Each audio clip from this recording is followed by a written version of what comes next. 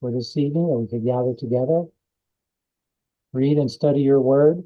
Father, we ask you give us eyes to see and ears to hear, wisdom and understanding and discernment into your word, Father. To help us to grow and apply to our lives. We thank you, pray all this in Yeshua's name. Amen. So chapter 26, the chapter about blessings and curses. And so the curses are verses 1 through 13. I'm going to read that. And as we'll see, the blessings, I'm sorry. Blessings are 1 through 13. 13 verses. The curses are about twice as long, 14 through 39.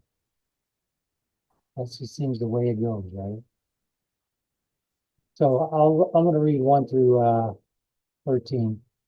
You shall make no idols nor graven image, neither rear you up a standing image, neither shall you set up any image of stone in your land to bow down unto it. For I am Yahweh your Elohim. You shall keep my Sabbaths and revere my sanctuary. I am Yahweh.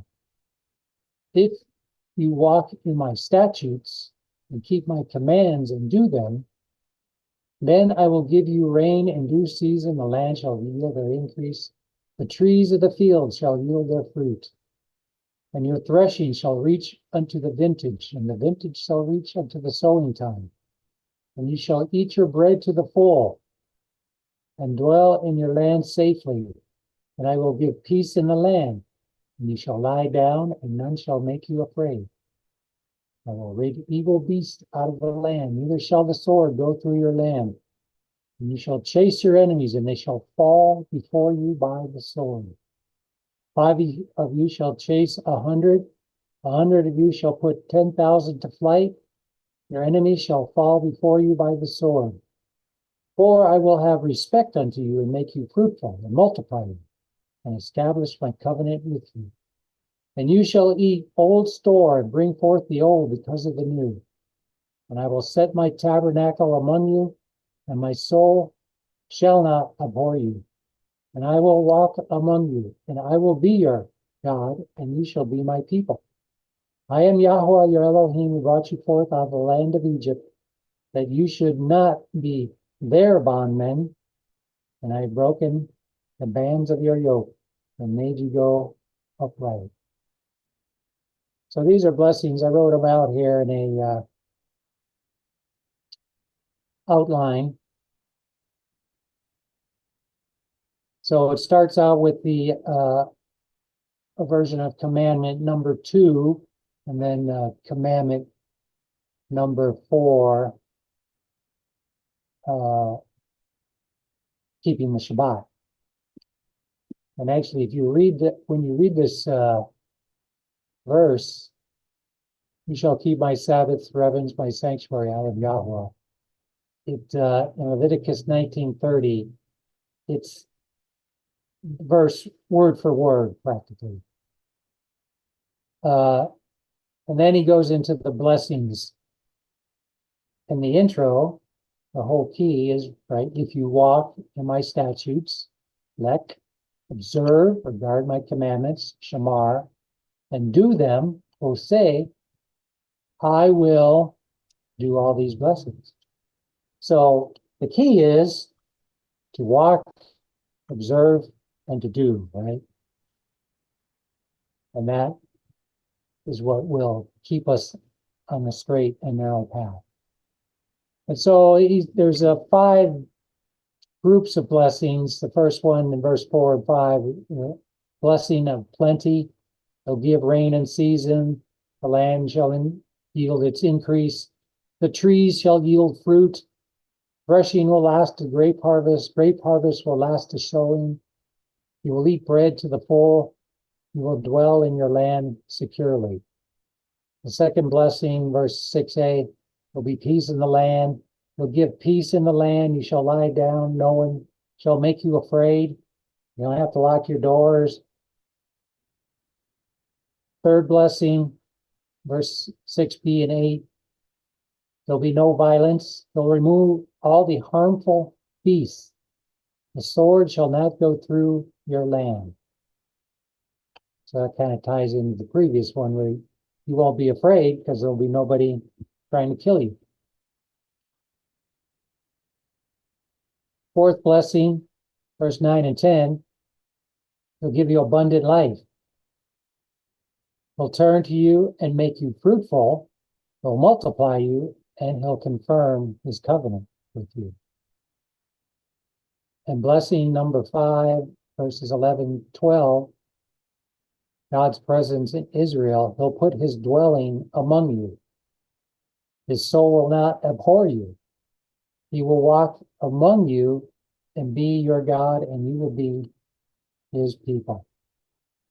And in closing, he says, I am Yahweh who brought you out of the land of Egypt, that you should not be their slaves or their bondservants, but we will be his bondservants, right? Because he broke the bars of your yoke. And Ezekiel 34:27b mentions bars of your yoke. Now I know here it said bands of your yoke. Some versions say bars. And he will make you walk erect. Because if you picture a person who's in slavery, they're like hunched over because of the burden of their work.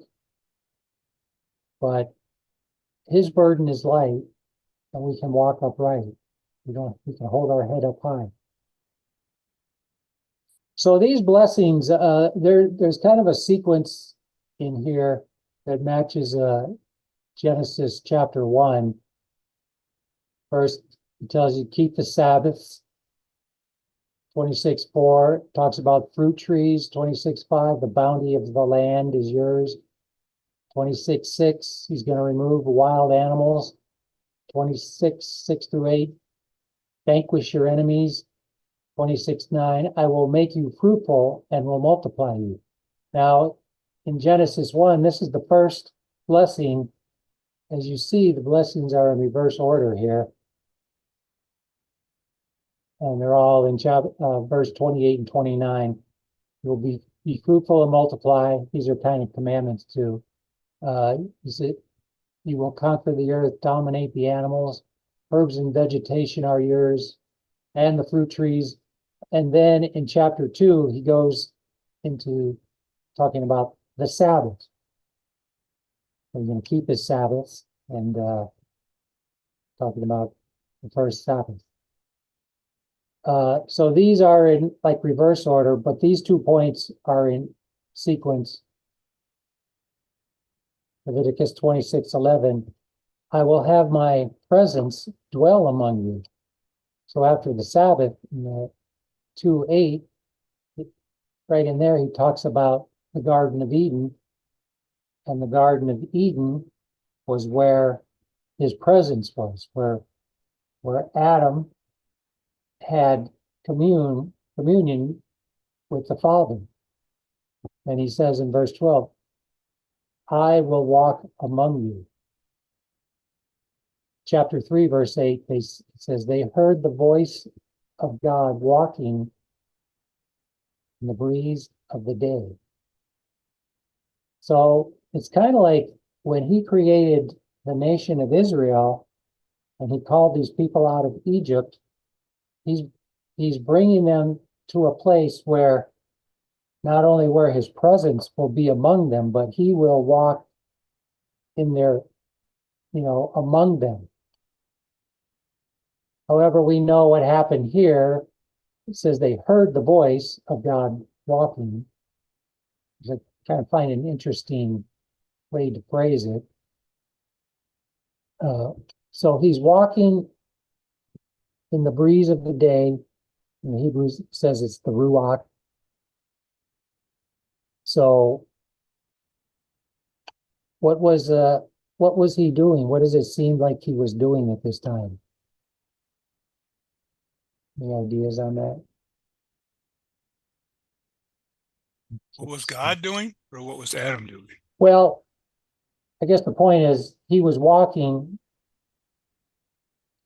because he made a point to walk, seemingly, I guess, to go there and walk and be with the man, right? To have communion with his creation.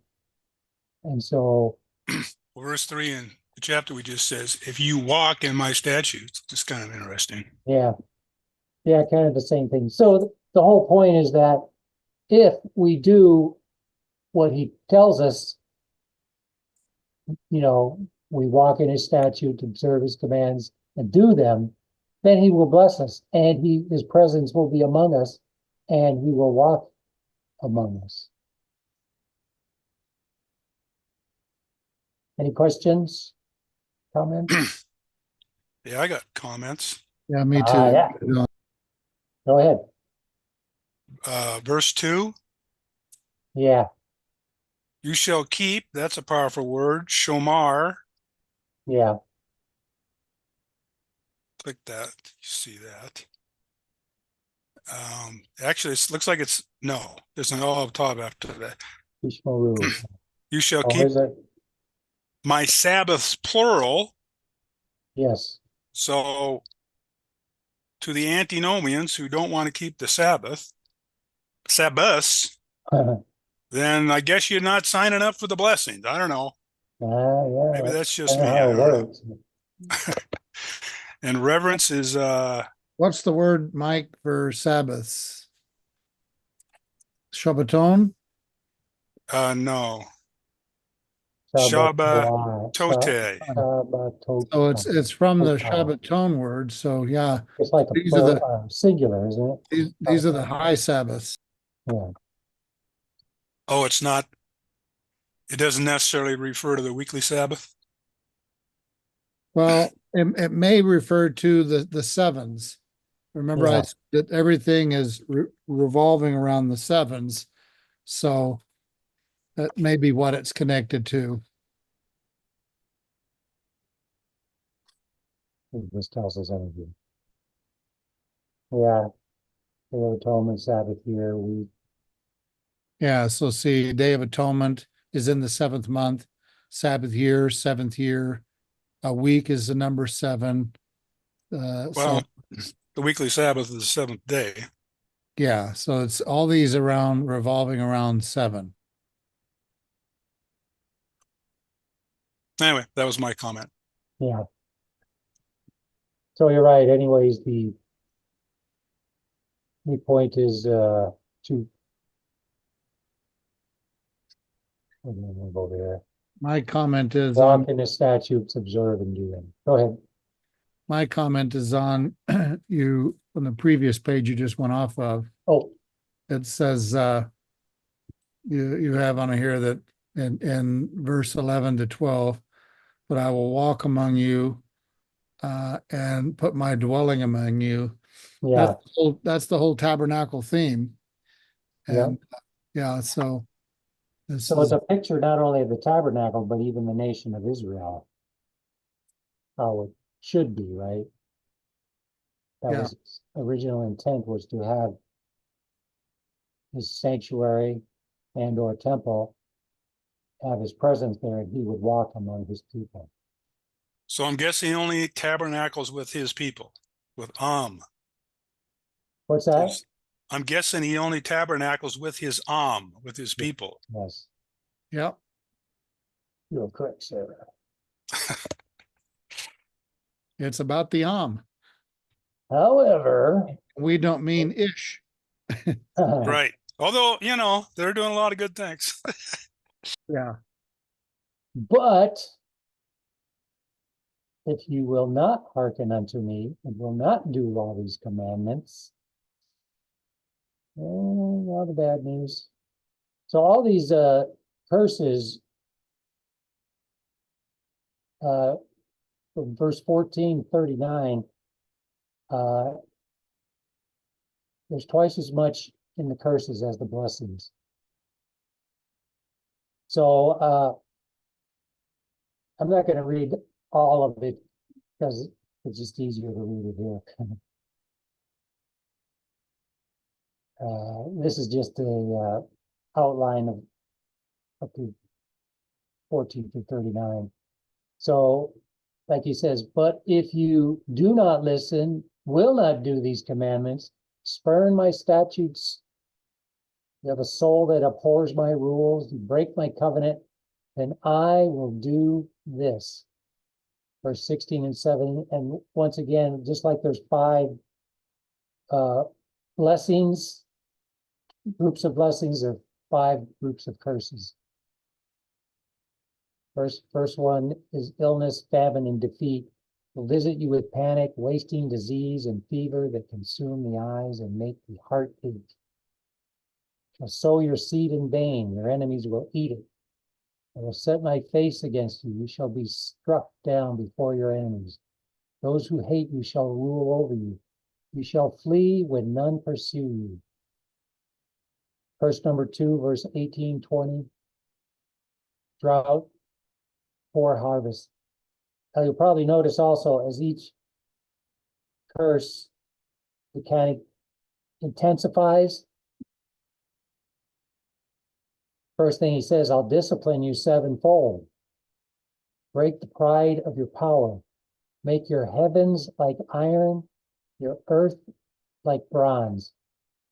And this is interesting. In the Deuteronomy 28:23, it's the reverse. It says, your heavens will be like bronze and your earth like iron. Your strength shall be spent. Your land shall not yield its increase. I have Your a comment. trees shall not yield their fruit. Go ahead. So I love chapter 26. There's so much to learn from it. Yeah, I wonder if, because there's a lot here referring to the last days as well. So I wonder when he right. says, I'll bring the wild beasts against you. I wonder if that's kind of like the scorpions and all the stuff Revelation talks about. These are the wild things that are coming against mankind. Yeah. Yeah. In the curse number 3, which is harmful beasts, he Yeah. says, I will continue striking you 7-fold. I will Yeah. loose the wild beasts against you. Yeah. And of course, Joe Dumont believes that each of these come in one of the Shemitah cycles. And Yeah, one just builds upon the other one. So yeah. That's kind of how they're written. They just kind of intensify. Kind of similar to the plagues of Egypt, where things just got worse and worse. Verse number 4, verse 23 to 26, war, pestilence, famine.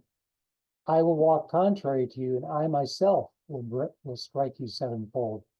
So you see now where now he's going to start walking contrary,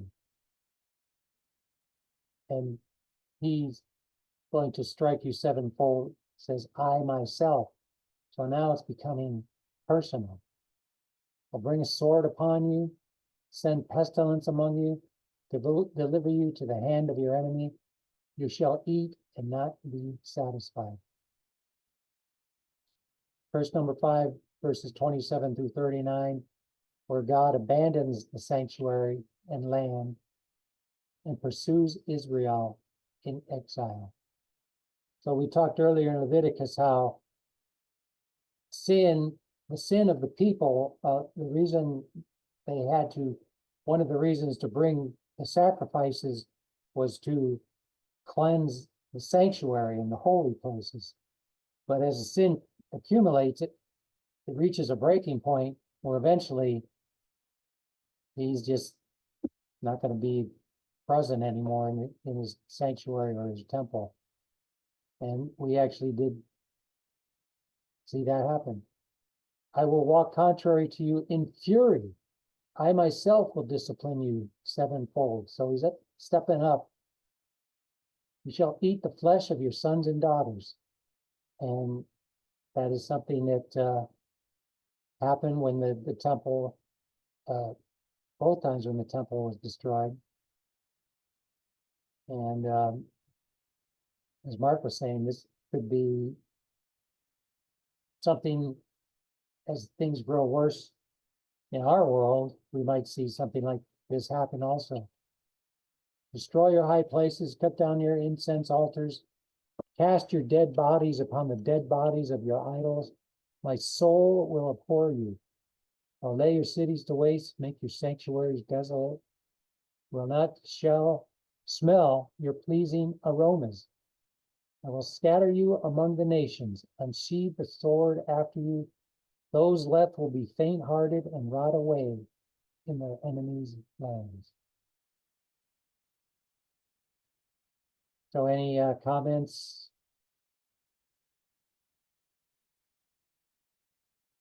It is interesting that the desolate land is exactly what Mark Twain reported. Yeah, Yeah. Where does he say he'll walk contrary to you, or well, he says it the first time here, 21? 23, verse 23, I will walk contrary to you. Then verse That's, 27, he says, I will walk contrary to you in fury.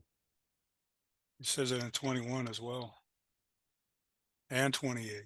Wow. So that reminded me of Amos 3:3. Can two walk Yeah. together except they be agreed? Well, we're not in agreement with Yah because we're not, or these people who get the curses are not in agreement and doing his Torah, his commandments, and his statutes. Do you wonder if maybe we find ourselves in the dire straits like we are, that we should maybe reevaluate we're doing these things? I mean, can we go back to the instruction manual and go through and use a little bit of critical thinking? Yeah, when all else fails, read the instructions. Right? Read the blessed manual. They're like the guy that he buys a bike for his kid for his birthday, and the dad pulls the bike out and the instructions come out. Dad throws the instructions aside, and the mom goes, "Aren't you going to read those?" "Nah, I know how to build a bike. I don't need that." He gets done building, and there's 4 or 5 pieces that are left over. He doesn't know where they go. Yep, that's generally how it works. So anyways, there is good news. In verse 40, we'll read verse 40 through 46. But they shall confess their iniquity and the iniquity of their fathers with their trespasses, which they trespassed against me, and that also they have walked contrary to me, and that I have also walked contrary unto them, and have brought them into the land of their enemy.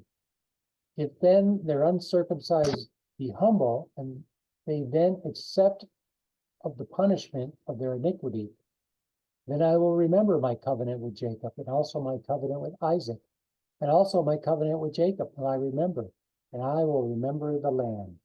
So we should probably talk about these during service, when Yeah, God talks yeah. contrary to us. We do, Bart says this every week as we do the mark the tav on the foreheads. Actually, that's got to be one of my favorite verses, I think, on my list. This one here? Verses, 41, where he gives you the is it 40? No, 40. Yeah. Where he gives you to undo this, here's the instructions. I go back to reading the instruction manual again. And that's exactly why we do that part before we do the prayers, because that's how he spells it out. Yeah. Well, it makes sense. I mean, if you punish a child, and you do the old get into the corner until you can articulate to me why you're being punished, they're never going to understand. They're never going until they own their sin. What's the point of re-entering back into covenant? You're just going to do it again. Yeah. Part of the accepting of the punishment, we say, you are righteous in all that you've done, but we have only open shame. Right. That's accepting what has come upon us is because of our own doing. And a lot of people, I remember back 10 years ago, people used to say, we're not supposed to confess the iniquities of our forefathers. Well, I don't think they read Leviticus 26:40 here.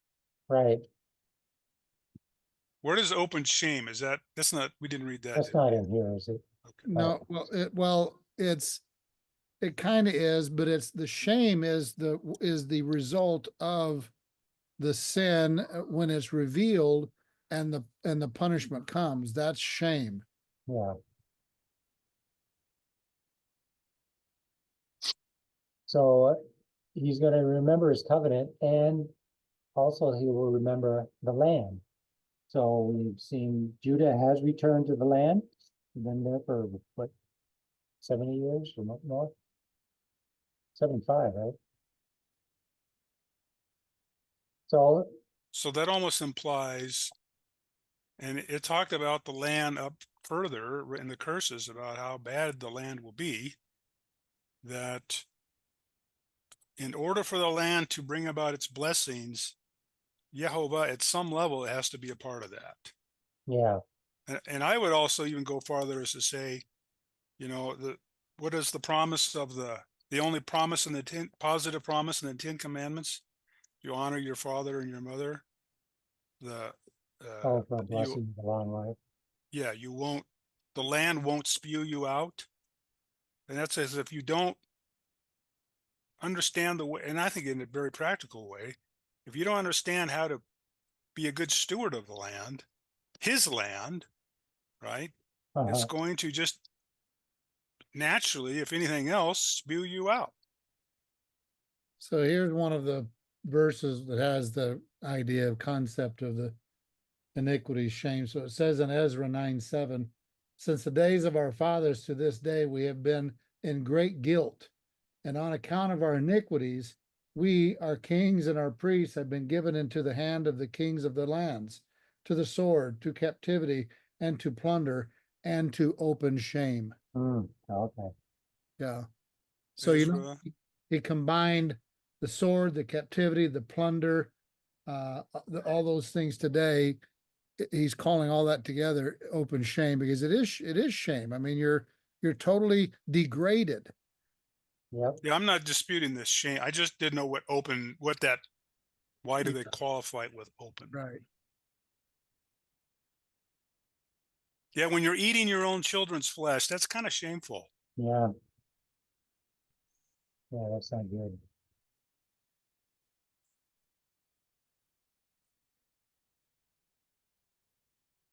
So verse 43, and the land also shall be left of them. They shall enjoy her Sabbath.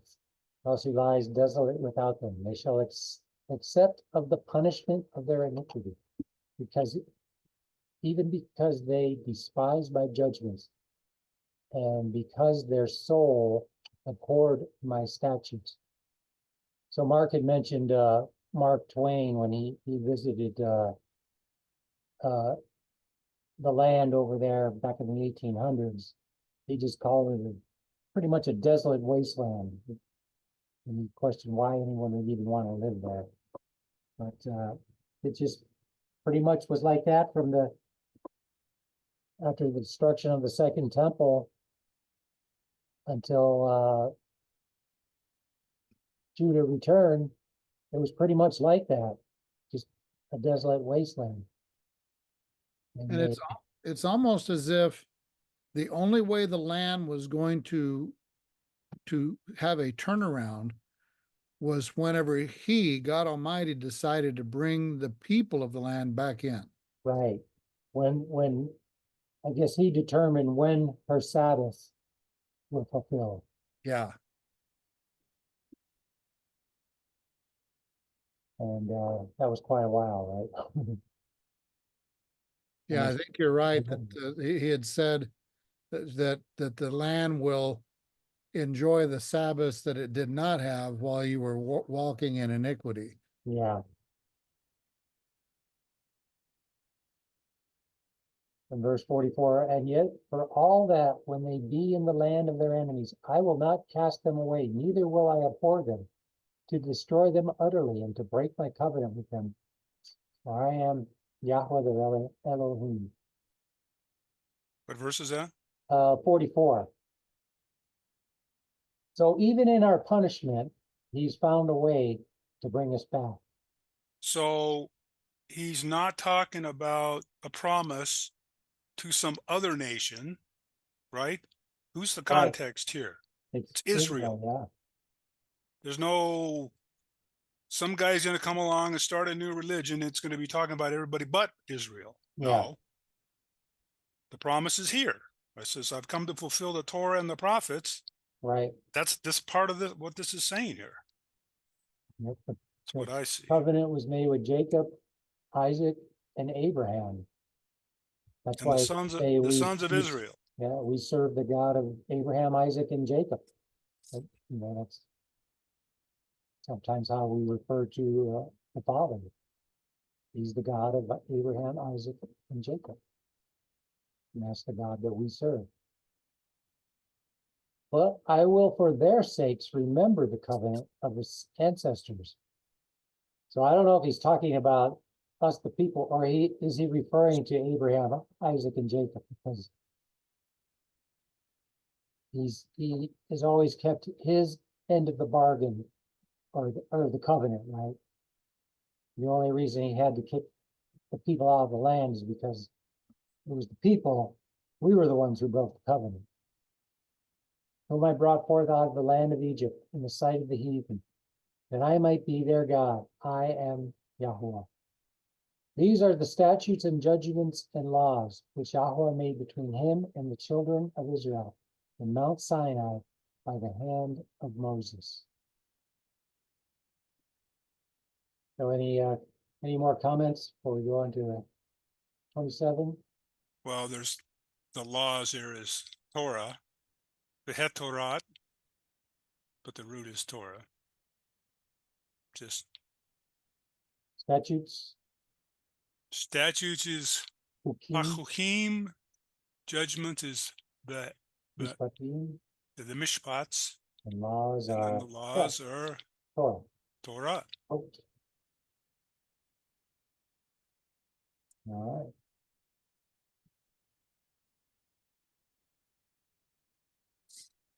Okay, chapter 27. This is the last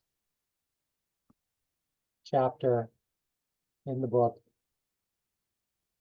I have to admit, this was a hard one to understand because it's all about, it's like almost like placing a value on human life. It's kind of interesting. The article I wrote in this is, I called it biblical banking. Biblical banking? Yes. Now, I don't know if I'm going way out on a limb here, but I'd have to review my notes, but that's how I viewed it. Yeah. So, and Yahweh spoke unto Moses, saying, Speak unto the children of Israel, and say to them, When a man shall make a singular vow, the persons shall be for Yahweh by thy estimation. And thy estimation shall be of the male from 20 years old unto 60 years old, even thy estimation shall be 50 shekels of silver after the shekel of the sanctuary. If it be a female, then the estimation shall be 30 shekels. So I'm assuming somebody who makes, from what I understand from reading this, somebody who makes a vow, they can redeem themselves from making the vow if they pay the 50 shekels. Does that seem correct? Let's read some more. And if it be from 5 years old even to 20, estimation of the male, 20 shekels, female, 10 shekels. From 1 month old to 5 years old, then the estimation shall be the male 5 shekels of silver, and the female, the estimation shall be 3 shekels of silver. And if it be from 60 years old and above, if it be a male, and the estimation shall be 15 shekels. So that'd be me, I'd be paying 15 shekels. And for the female, 10 shekels. But if he be poor than thy estimation, then he shall present himself before the priest. The priest shall value him according to his ability that vowed shall the priest value him. And if it be a beast whereof men bring an offering unto Yahweh, all that any man gives of such unto Yahweh shall be holy. He shall not alter it nor change it, a good for a bad or a bad for a good, And if he shall at all change beast for beast, then it and the exchange thereof shall be holy. So if he brings a good beast and he kind of changes his mind, I guess, well, I don't want to give that one, I'll give this one, it's not quite so good. So now he has to give both of them up. The priest shall value it, whether it be good or bad, as thou values it. Who art the priest, so shall it be. So a lot of times when they would give the tenth of their herds and their flocks, they would just run sheep and goats through, and every 10th one they would pick out whether good or bad. So maybe he pulled out a bad one or a good one and said, I want to have this good one. Something like that, I guess. But if he will at all redeem it, then he shall add a fifth part thereof unto thy estimation. So it seems. Estimation, by the way, is like Eric or Eric. Say that again. The transliteration is Eric. Estimation. Oh, that's my son's name. Yeah, I thought it was your son's name. Erech. Erech. Erech.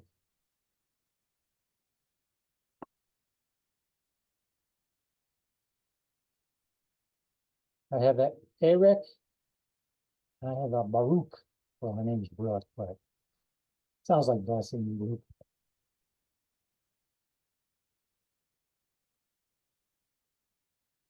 Doesn't Erech mean Is there another way of saying that, or like with the I thought ayin or something, or an olive? estimation, set at equal, set in order. Things that are set in order. Oh, okay.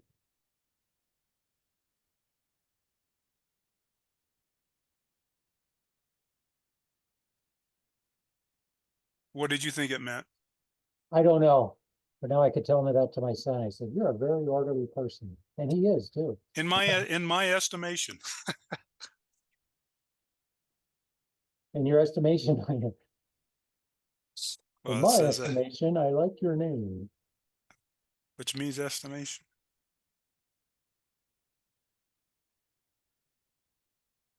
And when a man shall sanctify his house to be holy unto Yahweh, then the priest shall estimate it, whether it be good or bad. As the priest shall estimate it, so shall it stand. So he was the ancient variation of the what are those people now that come and value their house? The Squatters not squatters. who do estimations. They don't do estimate, they just take over. No, the guy if you're trying to sell your home and the guy comes out and Real estate agent. something like that. I thought there was a word for it. Broker. I don't know. If a man shall sanctify to Yahweh some part of a field of his possession, then thy estimation shall be according to the seed thereof. A homer of barley seed shall be valued at 50 shekels of silver. If he sanctify his field from the year of Jubilee, according to thy estimation, it shall stand. What But verse if we he on? sanctify his field after the Jubilee, then the priest shall reckon unto him the money according to the years that remain. Even unto the year of the Jubilee, it shall be abated from thy estimation. What verse you on? Oh, D. Del Rosario says it's an appraiser. Thank you, D. So the Greek words mean according to your honor. That was the word I was looking for. What was that, Mark? The I want Greek to know. the Greek means according to honor. In other words, What verse was that? well, anytime you're used when you see the estimation value, Oh, okay.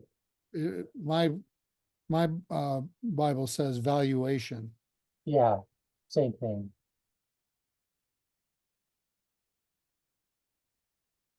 If he sanctify his field from the year of Jubilee, you just read that.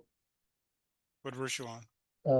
So I think we were at 18, 19. Okay. And if he that sanctified the field will in any wise redeem it, then he shall add the fifth part of the money of thy estimation unto it. and it shall be assured to him. So this seems to be, if they want to redeem the land, they have to come up with the value and a fifth in order for the land to be returned to them before the Jubilee.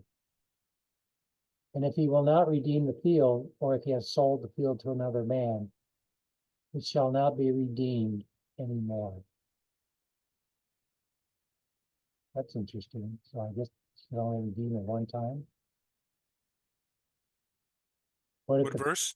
Verse 20. And if the redeeming of the field, yes. That almost sounds like res judicata. Once it's been adjudicated, then that's it. It's Yeah. been adjudicated. No, But the field, when it goes out in the Jubilee, shall be holy unto Yahweh, as a field devoted. The possession thereof shall be the priests. And if a man sanctify unto Yahweh a field which he has bought, which is not of the fields of his possession, if a man sanctify unto Yahweh a field which he has bought, which is not of the fields of his possession. I don't quite understand that. You understand that, John? well, so in law, there's really two concepts when it comes to property. It's the title holder and who has possession or who has use of that property. Yeah. So this kind of sounds like a man sanctified unto you. So he's making a offering to Yahweh, which is a field, which is not of the fields, but it's almost like he borrowed the field. Is he claiming Or- squatter's rights? or he's just saying, I don't Mhm. actually have possession, but I'm giving the title to Yehovah. This actually, I Yeah, think, is and then kind it of a goes to key, so it goes to the priest. Yeah. and which I would argue I think this kind of sounds like a land grant Yeah. where the somebody puts the land into a trust, a land grant, and the trustees, or in this case the priest or whoever is designated the trustees, has to has to give direction of how the land will be used, how it will be used, and the beneficiaries are the possessors, but they don't have legal title to it. The land grant does. Right. So in this case, he's given it to Yehovah, which really means he's given it to the priest. Right. Yeah. Does that make sense? Yeah. And I think, imagine we did that for everything. Just imagine, like this land. If this land was dedicated, and it kind of was, Yeah. and it's in a land trust, it's like, well, these laws don't. One could argue that these laws don't apply to me, John Marsing, the man, or anybody else, because it's in a trust. Take it up with Yehovah. He's the title holder. Right. Well, imagine if we just did the Jubilee, and every 50 years, all this land that gets bought up by investors has to return to the families that it once belonged to. But if you dedicated land, follow me here with this thought process. If you put a particular piece of land in, like it's saying here in 22, where Yahweh is the title holder or the priest, how would you find yourself in a situation where the priest is going to, lend out the land and then counting on the Jubilee to save them? I wouldn't think they'd ever do that. Right. If they're operating in righteousness. Yeah, you wouldn't think so, but greed for money. Well, the Jubilee is like we talked about, I guess it was last week. That's sort of like a fallback. If you have to rely on the Jubilee, you've done something wrong beforehand, seems to me. Yeah. It's kind of like, they knew that the land that they're using as a priest is not really theirs. God's letting them have it, so they can, have their animals graze and to raise crops. But it's kind of like a guy that's using his uncle's car. It's not his car, but then he goes out and tries to sell his uncle's car Well, that's just fraud. Yeah. because he's greedy for the money. Yeah. By the way, speaking of grant, the largest land grant in the US was called the Maxwell Land Grant in New Mexico, and it was centered where Polly's hometown was. And it What's was the town she's from? Maxwell? a million acres. Wow. The next verse, by the way, has a standalone olive top after the 25. priest. All the estimations shall be according to the shekel of the sanctuary. 20 gerahs shall be the shekel. You don't have the olive tables in there yet, though. Well, if you look at 23, Oh, verse 23? yeah, which one did you just read? 25. Oh, I thought you way said off. 25. No, 23. Click unto him. Unto him here, Yeah. et. In red, standalone olive top. All right. So we have to reckon we're a bondservant of Yeshua. So we have to give all our property. We don't own anything. It's all Yeshua's. He's our trustee. He's the high So in priest. Hebrew, it would say the priest shall reckon et the worth of thy. Or another way of looking at it is, will you be found wanting? Will your reckoning be worthless? Yeah. Okay, let's I think yeah, just read that. Verse 26. Only the firstlings of the beast, which should be Yahweh's firstling, no man shall sanctify it, whether it be an ox or sheep. It is Yahweh's. So the first animal of it belongs to Yahweh. There's no bargaining with that. And if it be of an unclean beast, then he shall redeem it according to thine estimation, and shall add a fifth part of it thereto. Or if it be not redeemed, then it shall be sold according to thy estimation. Notwithstanding, no devoted thing that a man shall devote unto Yahweh of all that he has, both of man and beast, and in the field of his possession, shall be sold or redeemed. Every devoted thing is most holy unto Yahweh. None devoted which shall be devoted of men shall be redeemed, but shall surely be put to death. So So he must be talking this, about people who are like the harem, right? yeah, I was just looking at the fifth part. This is the trustees' fees. Where's that at? Well, I'm suggesting that the fifth, the with the cost of doing this, Oh, okay. since Yahweh's is, since you have possession and use of the property, that the cost is a fifth of the firstborn, or what does it say there? Yeah, the firstling of the beast. 28. I'm looking at 26. Okay. I First waited till of you the stopped. beast, it should be Yahweh's first. Or 27, I'm sorry. He's talking about the fifth, a fifth of. Oh, the fifth part, yeah. Yeah, I would argue I'd like to interpret it to mean that's the trustee fee. That's what it Okay. costs you. You know, That's it's like a cost, tithe. yeah. So you're Right. pleading the fifth. Is that what you're saying? No, I'm giving you a fifth so I can keep going on and have access to the land and use of the land. So that's fine, but I'm a trustee and I get paid for doing my job as a trustee, and I get a fifth of the firstborn. And so he's our trustee. He gets a fifth of everything. Of the firstling of the beast. Yeah. None devoted, which shall be devoted man shall be redeemed, but shall surely be put to death. So how do you feel about that? What does that mean? None devoted, which shall be devoted of men, shall be redeemed. The language, you should probably read it in a different version. And in verse 28, it says, anything devoted to destruction is most holy to the Lord. Yeah. the Targum says any ban of a human that should be banned shall not be redeemed. He must be executed.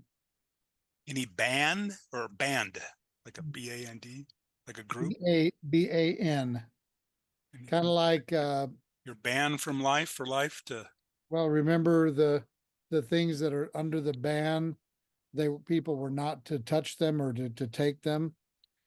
Yeah, In the war, remember when they went to war, if God had put something under the ban, and the thing under the ban was actually going to be destroyed either by fire, executed, or whatever.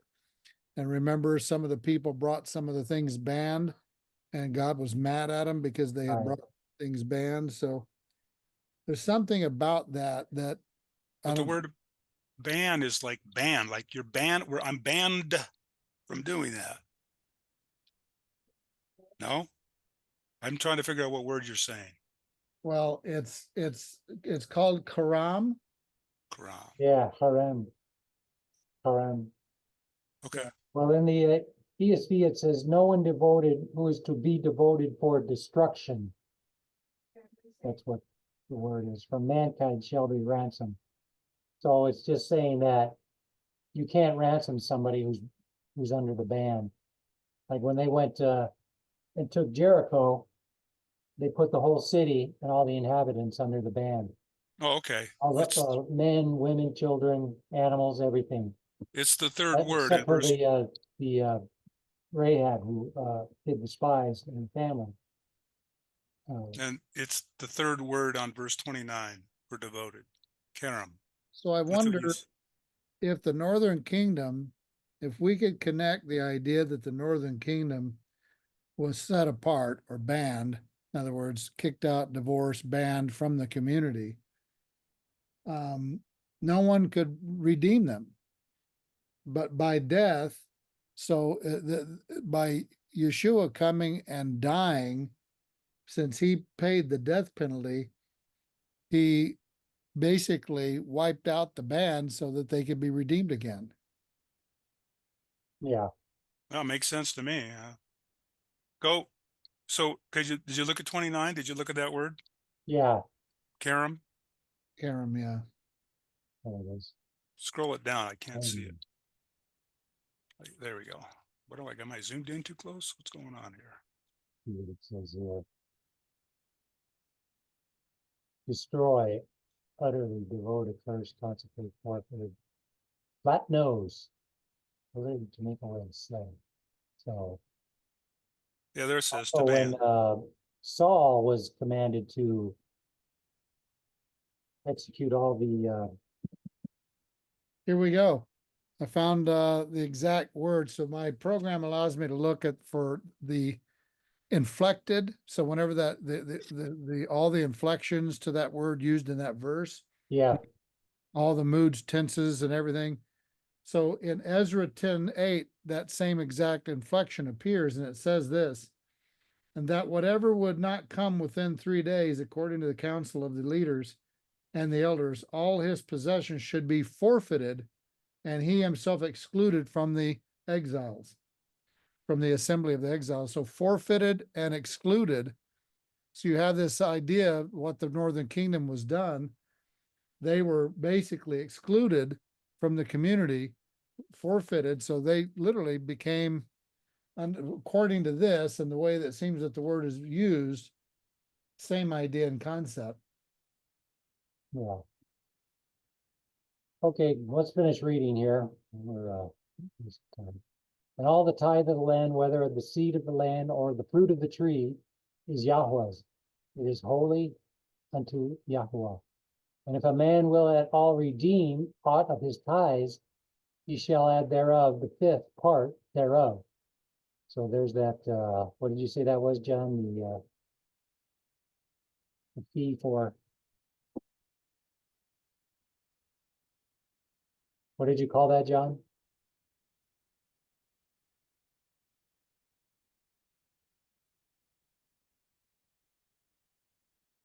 Is he there? Looks like he's back. Oh, what did you Who- call that fifth part, John? Was that me that got lost? Yeah. Yeah, I was dead there for a moment, but I came back.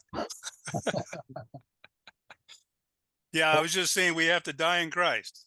That's what my What thought did you was. call that fifth part again? The fee for the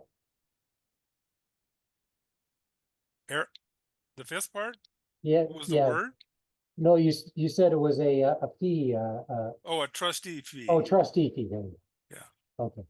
I had to That pay my certain trustee tithe fee. of the herd or the flock, even of whatsoever passes under the rod, the tenth shall be holy unto Yahweh. That's what I was talking about earlier, where the 10th animal going under is pulled out as a tithe. He shall not search whether it be good or bad, neither shall he change it. And if he change it at all, then both it and the change thereof shall be holy. It shall not be redeemed.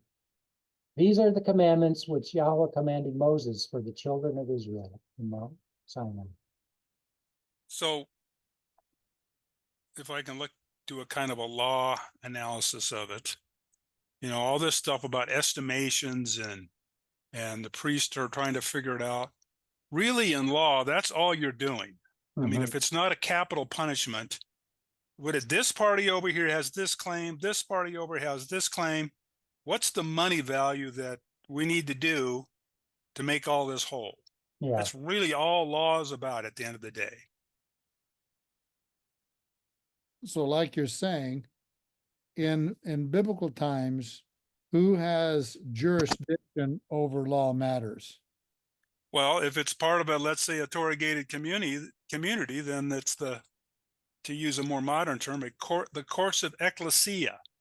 They're the ones and if all your money is tied up in this trust, then no one else can judge the matter. No secular court can judge the matter if your property is in a land trust dedicated to Yehovah and adjudicated by the high priest or the elders of who are making the claim that they're bearing the name of Yehovah and doing his will on earth as it is in heaven. But in biblical times, the one who had the authority and jurisdiction was the priest. Well, we can do it now. There's nothing keeping us from doing it now. Yeah, but I'm just saying back then that's who it was. Yeah. That's how I would interpret. Now, maybe that was optional. Maybe there was people who had, they could have some property that's dedicated to Yehovah and some property was just like I'm the title holder, or the firstborn is the title holder of the family's property. I suppose you could do both. I like the first part better. I wonder why Lisa and Deborah aren't with us tonight. I know they weren't here last week either. Huh.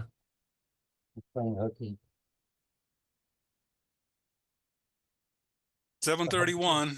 Jose Shalom's here. That's my new name for Jose. Jose Shalom.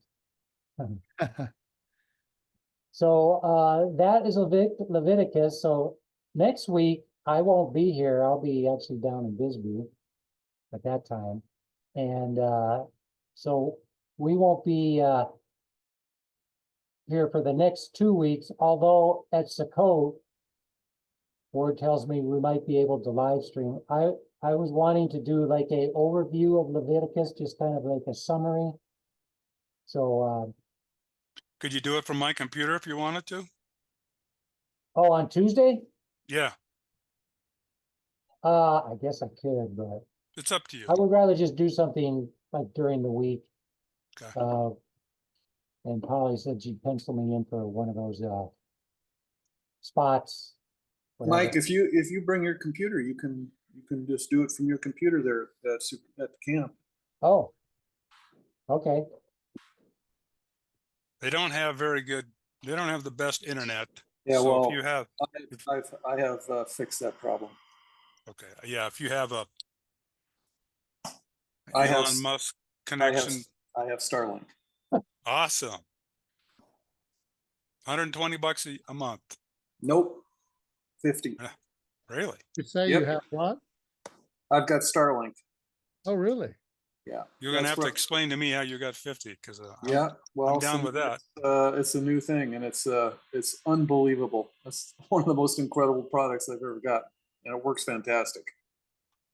You can take it with it wherever you go, right? Yeah, it's small, lightweight, low power. I mean, it's just unbelievable. You connect to Mars, probably. Yeah. But yeah, so Right. we should be able to do all. Sharing. We can do all the streaming we want. Cool. I'm interested. Okay. John says, hook me up. Yeah, I just gotta, whatever. Okay, I'm gonna pray us out and then chit chat all you want. So, Heavenly Father, thank you for our study tonight. Thank you that we made it through the book of Leviticus. And Father, I feel like I know I learned something about Leviticus, and I hope other people did too. And we just thank you so much for your word, for your Torah, and Father, that you have called us back to have fellowship with you, and we're so thankful for that. We thank you, and we're just looking forward to a great Shabbat this weekend, Yom Kippur, and then Sukkot afterwards. It's going to be a great couple of weeks, and we just thank you, give you all the praise and glory in Yeshua's name. Amen.